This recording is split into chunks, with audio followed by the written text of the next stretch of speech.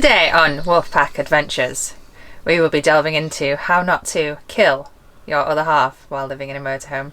Over to you, Alex. Yeah, so we thought we'd put a video together, basically talking about how to live together on the road without killing each other.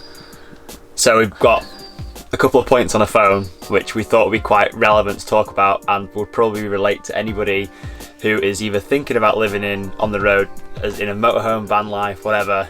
And these are like probably things that both of us wish we'd realised when we first started living in the motorhome. Number one, make sure you've got your own stuff going on, because although it's exciting getting on the road with your other half, if you start out doing your own stuff, so not doing absolutely everything together, even if it's just like Alex goes to the coffee shop on his own in the morning to do work, and I might go to a different coffee shop, or I might chill out with Kai, or I'll go riding with other friends that we meet along the way, and vice versa. If you start out that way, then you're already used to it when things start to get a little frustrating, which they will get frustrating. Even if you do absolutely everything right, you're still going to get frustrated living in a small space with somebody. So at least if you get into the habit before you're frustrated with each other of doing your own stuff, you won't feel sensitive when that other person wants to go do their own thing because they're frustrated at you. You'll be used to doing it already, so it won't feel like they just don't want to be around you, because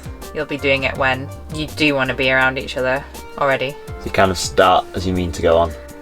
Yeah, I think, when you're in that sort of honeymoon phase of being with each other and traveling and, getting to do all this cool stuff together, then if you start sort of having time apart when you're quite happily around each other 24/7, then it just won't feel so crappy when you have to do it because you're frustrated at that person. Okay, so point number 2 is kind of touched on it a bit then, but doing things separately with separate friends. So obviously you do end up spending a lot of time together as a couple, living in a small space as well, but I think it's equally important to understand that and where possible, have like another circle of friends to associate with, to socialise with, to go and do things with. Any other thing to answer that?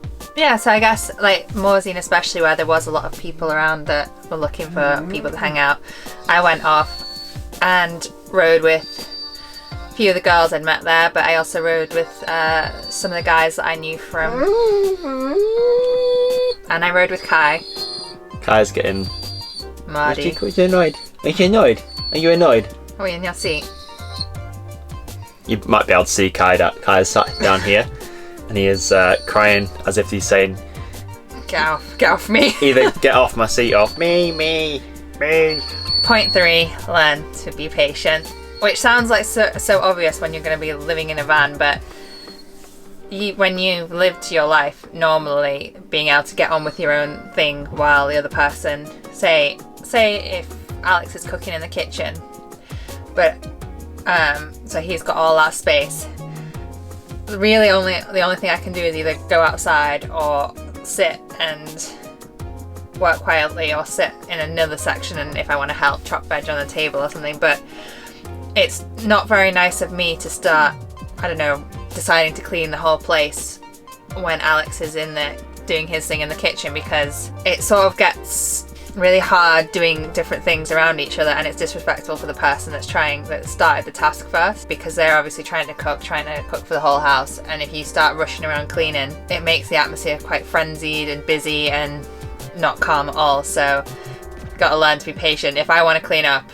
but Alex is cooking, I have to wait until he's finished, we've eaten, we've chilled out a bit, and then I'm like, right, I'm going to clean now. I shouldn't just start trying to get on with it while he's doing something else, and vice versa. Say if I'm eating a meal and Alex decides to start, usually is cleaning with us, even though it's not that big of a deal and I should be happy he's cleaning, it's still entering my sort of chill time of sitting down and eating my food. So, a couple of times it's fine, but that little annoyance that my sort of chill eating time is being interrupted over, say, 6 months will build up, and you'll start feeling really sensitive towards the end. So say if you just start out as you mean to go on, start out, if someone's eating, someone's cooking, someone's doing anything in the motorhome, yeah, don't be doing another big task while Yeah. they're trying to get on with it. Just respect the fact that that's their time doing something. You'll have your time to do something, but for now you just need to chill out, be patient, and wait till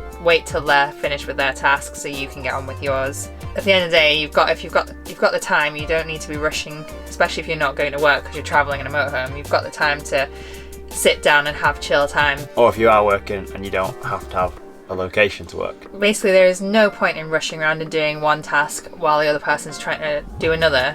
Obviously, there's times where you're late to meet somebody or you're late for an event, so that's usually acceptable because you'd get frustrated in a house trying to rush each other along anyway. But in a motorhome, you just need to learn to sit down and wait for the other person to finish, so you're not sort of disrespecting their time doing that task. Point 4 is leading on from point 3, which is just learn to give people space. And dog space. And dog space. Obviously that means in the motorhome too, so if someone wants to be getting on with work or maybe having a nap or reading a book, just because you're in a small enclosed space doesn't mean you have to talk constantly. So if Alex is working, I need to learn that unless I'm asking a question that I need to know at the minute, I can just chill out and sort of give him that time. And equally, if I'm reading a book, I can either go in the little cubby hole or even sat there. Alex realised that, okay, don't ask me thousands of questions while I'm trying to read a book because I'm having my own, he needs to give me that space. Or either of us just know how to like bugger off and do our own thing, which is another reason why I like going to places on my own and having, it sounds real selfish, but I like having like my own space, my own time. I think it's just human nature just to want your own space. Like Kai wants his own space right now. We will get out of your bed. Kai does not like us sitting in his bed anymore. It is totally... Kai's got this whole L-shaped seat to himself, and if we sit here, it's... Look at his face. He's very annoyed. He didn't start out like this, but now he has claimed ownership of the couch. It is his bed. And he is struggling to... This is what you need to do. He is struggling to show patience, but he is showing patience. Okay, and then point 5 is basically being respectful of... Again, it all kind of relates back to the same thing, but being respectful of like when people want to sleep and when people want to do, like, if they want to do work in the motorhome as well. So sleep's a big one for us because obviously it's not like you can go into... We haven't got the luxury of having like a master bedroom that's separate to the rest of the motorhome. So it's all kind of like in the same room. So if one person wants to go to sleep, you have to just kind of be respectful of that and, like either dim the lights down or try and be quiet, put some earphones in if you're doing some work. Like the bed's above here, and usually this table that the camera's on, I can sit and do work while Amanda's in bed kind of thing, or vice versa. Or the other person can sleep in the back of the motorhome, which is like a little cubby hole away from everything. So that's a bit of a better way to get away from things. But yeah, it all kind of relates back to the same thing about like you are in a small space. Like no van, even if you have like a massive RV, it's still a lot smaller and a lot different than a brick and mortar house. So I think you just have to be respectful of people's space. I'd say the most important point is at point 6. We haven't got another point 6, but you can make a point 6. I realised that it sort of encompasses all of them. This is a bonus. This is the bonus. But the most important thing is if you're going travelling or living in a small vehicle and you're committed to do that, I think you need to realise, at least for even the first couple of years, you are going to fight more than a normal couple.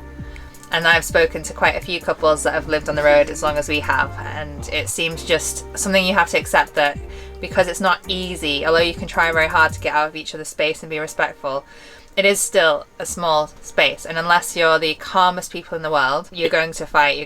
Because even if you're the calmest people in the world, you'll still have arguments or fallout. And it will be more than as if you had your own space in a house, or if you were going to. And you'll have less chance of that happening if you follow the 5 points we've just talked about. Like these are the sorts of things that we didn't realise when we started living in this small space together for a long period of time. Like it's all right for like a week or two, or like a weekend or whatever. That's fine. But if you want to do this for like a longer extended period of time of like weeks on the road, months, for some people maybe even years on the road who want to do it properly, yeah, you just have to be real mindful and real respectful of each other's space.